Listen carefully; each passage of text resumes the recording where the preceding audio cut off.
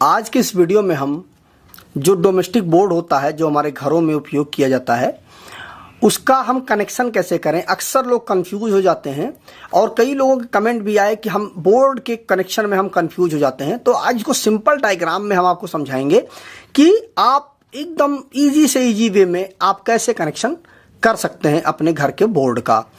तो देखिए, मैंने उसके लिए कुछ चीज़ें मैंने पहले से ही बना ली हैं। ये हमारा फेस और न्यूट्रल जो सबके घरों में नॉर्मली आता है, ये हमारा पंखा है, ये बल्ब है हमारा, ये ट्यूबलाइट है और ये हमने घर का एक सॉकेट बना दिया है।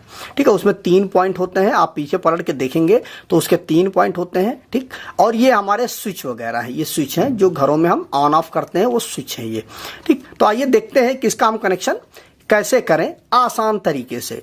तो देखिए, सबसे पहले एक चीज समझ लीजिए, इसका थंब रूल जो आपको कभी भी कंफ्यूज नहीं करेगा।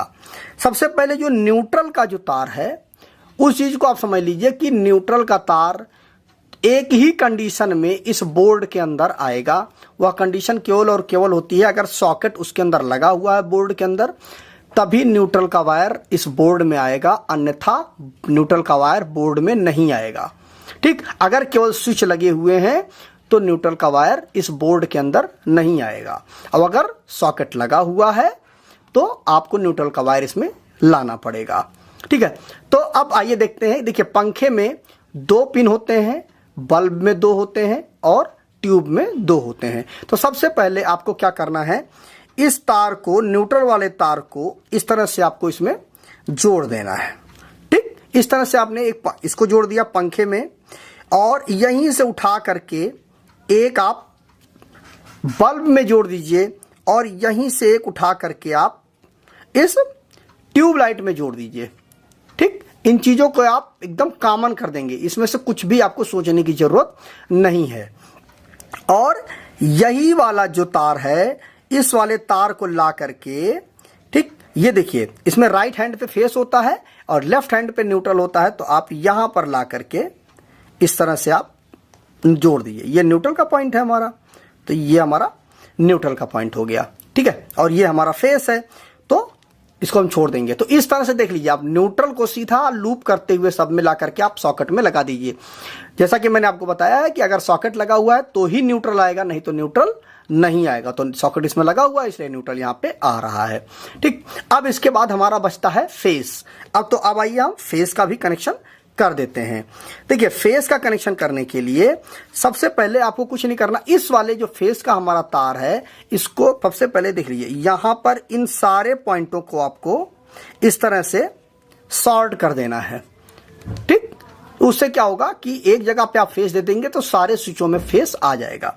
तो यहां से आप इस तार को ला करके इस तरह से आप फेस को भी कनेक्ट कर दीजिए। ठीक, उसके बाद ये वाला लोग क्या करते हैं, इसमें फेस देते हैं, इसमें न्यूट्रल दे देते हैं, कंफ्यूजन। तो कभी भी स्विच में आप फेस और न्यूट्रल दोनों नहीं देंगे, इसका ध्यान रखिएगा, नहीं तो बहुत बड़ा मेजर एक्सीडेंट हो जाएगा। क्योंकि जैसे ही आप स्विच को ऑन करेंगे, फेस इधर से आ जाएगा, न्यूट्रल ऊपर से आ जाएगा, तो बहुत बड़ा ब्लास्ट हो जाएगा।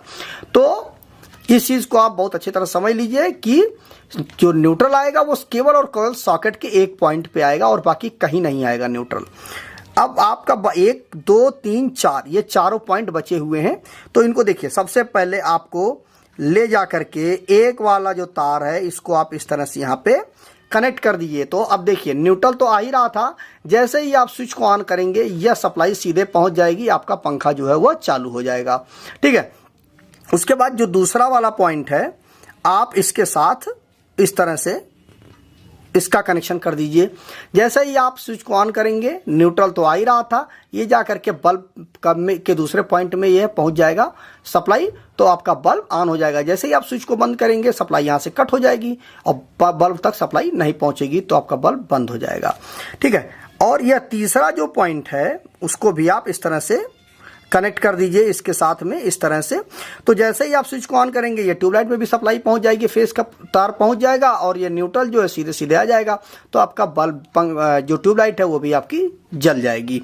उसके बाद जो लास्ट में आपका बचता है, एक स्विच बचता है, इससे आपको कनेक्ट करना है आपका जो सॉकेट है। तो इस वाले पॉइंट को आप इस तरह से ले जा करके आप इसके साथ इस तरह से कनेक्ट कर दीजिए कि जैसे ही आप इस स्विच को ऑन करेंगे यहाँ से फेस आ जाएगा और ये न्यूट्रल तो आपका आ ही रहा था, तो आपका जो सॉकेट है उसमें सप्लाई आ जाएगी। और बाकी का बचा एक पॉइंट इसका जो बचता है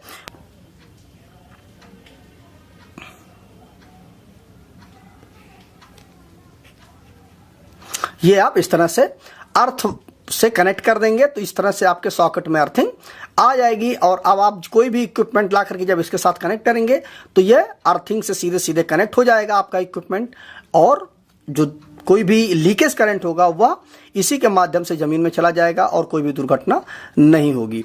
तो मुझे उम्मीद है दोस्तों कि आपको यह चीज़ समझ में आ गई होगी कि किसी भी घरेलू बोर्ड का अगर आपको वायरिंग करना है बहुत ही आसान तरीके से, तो इस तरह से आप पूरे घर के बोर्ड की वायरिंग आप कर सकते हैं खुद भी।